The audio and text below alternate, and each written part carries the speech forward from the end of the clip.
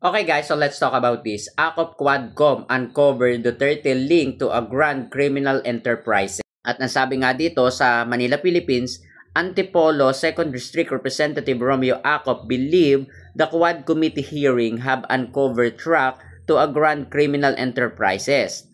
Noting that former President Rodrigo Duterte seems to be at the center of.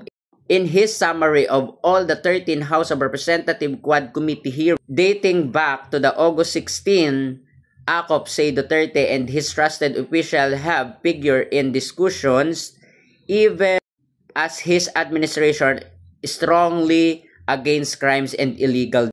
Let us not forget that the countless lives were lost in war on drugs, 30,000 according to the data. We have heard from the families of the victims of the campaign, many of whom, according to former President Duterte, were considered collateral damage. Shit happened, as a Senator Bato de la Rosa put it, Acop said, in a mix of Filipino. Habang on phrases ang war on drugs at ginugurgur ang mga mahihirap, nagtatampisaw naman sa gilid ng mga Duterte ang mga malalaking isda. Yes, malalaking isda. Sila Michael Yang, Kenneth Dong, Richard She, na tila ba wala silang pakialam. Habang dinadala nila ang mga tao dun sa kanilang kuno ay ginugurgur at ipinapatupad ang sinasabi nilang war on drug. Ang pinagdidiskitaan nila ay ang mga taong yapak. Yes, mga taong yapak na may kukonsidera natin na mahihirap. Samantalang yung mga nasa gilid na mga Duterte, na mga drug lord, binibigyan pa ng posisyon. Wala silang pakialam, nakakalabas-pasok pa sa Malacanang. Ito ang sinasabing ama, anak, kapatid, bayaw.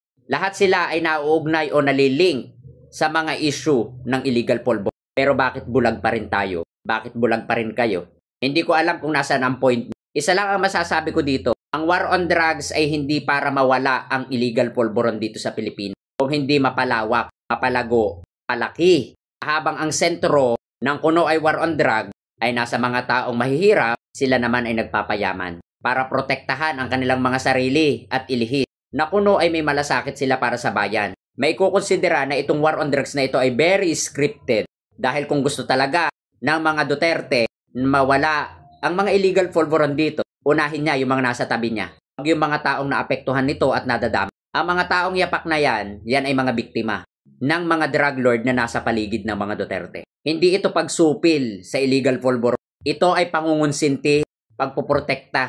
Kaya doon lang tayo sa totoo. Ang war on drugs ay hindi para sa kaayusan ng Pilipinas. Ginamit ang salitang war on drugs para magpalago at pagtakpan ang kanilang sarili. Habang ang mga tao ay nakapokus doon sa Gurguran Festival, ang mga Duterte naman ay kamal-kamal. Habang nagnanakaw, nagpapayaman sa kanilang business. Pulburon factory, ganun. Huwag magtanga-tangahan. Huwag magbulag-bulagan. Doon lang tayo sa totoo.